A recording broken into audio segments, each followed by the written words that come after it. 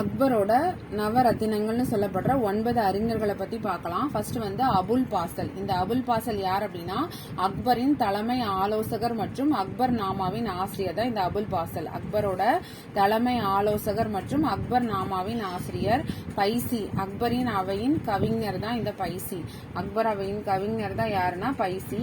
அடுத்து மியான் தான்சேன், இந்து பாடகர், முஸ்லீமாக மதம் மாறியவர். இந்த மியான் தான்சேன் வந்து ஒரு இந்து பாடகர், இவர் வந்து முஸ்லீமா மதம் மாறியவர். பீர்பால் அப்படிங்கிறது யார் அப்படின்னா அக்பர் அவையில் இருந்த விகட கவி தான் பீர்பால். அடுத்து ராஜா தோடர்மால், அக்பரின் நிதி அமைச்சர். மான்சிங், ராஜா மான்சிங் வந்து அக்பரோட நம்பிக்கைக்குரிய படை தளபதி. அடுத்து அப்துல் ரஹீ கான் இ கனான், அப்துல் ரஹீ கான் இ கனா அப்படிங்கிறவர் யாருன்னா தலை சிறந்த கவிஞர். அடுத்து பகீர் அஷியோதின அப்படிங்கிறவர் யார் அப்படின்னா ஆன்மீகவாதி மற்றும் பேரரசின் ஆலோசகர். பகீர் அஷியாதினா அப்படிங்கிறவர் ஆன்மீகவாதி மற்றும் பேரரசின் ஆலோசகர். அடுத்து முல்லாதோ பியாசா, ஆலோசகர். முல்லாதோ பியாசாங்கிறது யாருன்னா ஆலோசகர்.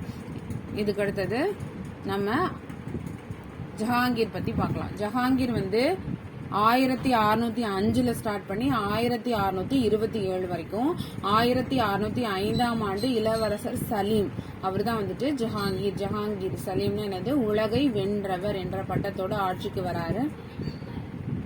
இளவரசர் சலீம் ஜஹாங்கீர் உலகை வென்றவர் என்ற பட்டத்தோடு ஆட்சிக்கு வராது. அவரோட ஆட்சி காலத்துல பல்வேறு கழகங்கள்லாம் நடைபெற்றது. அவரோட மகனே வந்து குஷ்ருவே வந்து கழகத்துல ஈடுபட்டிருப்பாரு.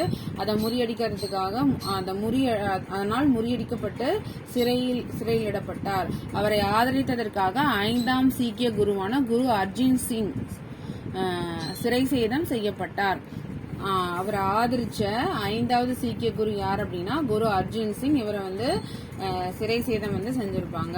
அதுக்கடுத்தது இவரோட மனைவியான நூர்ஜஹான். இந்த நூர்ஜஹான் வந்துட்டு 1611ஆம் ஆண்டு ஜஹாங்கீர் மெக்ருனிசாவை மணந்து கொண்டார். அவர் நூர்ஜஹான் அதாவது உலகின் ஒளி என அழைக்கப்பட்டார். இந்த நூர்ஜஹான் தான் யாருன்னா உலகின் ஒளி என அழைக்கப்பட்டார். 1612ஆம் ஆண்டு ஆப்கானியின் மகளான அர்ஜுன் மந்த் பானு பேகம் அவங்க தான் வந்துட்டு பிற்காலத்தில் மும்தாஜ் என்பவரை ஜஹாங்கீரின் 3வது மகன் இளவரசன் குர்ரம் அவர் தான் யார் அப்படின்னா ஷாஜஹான் மணந்து கொண்டார்.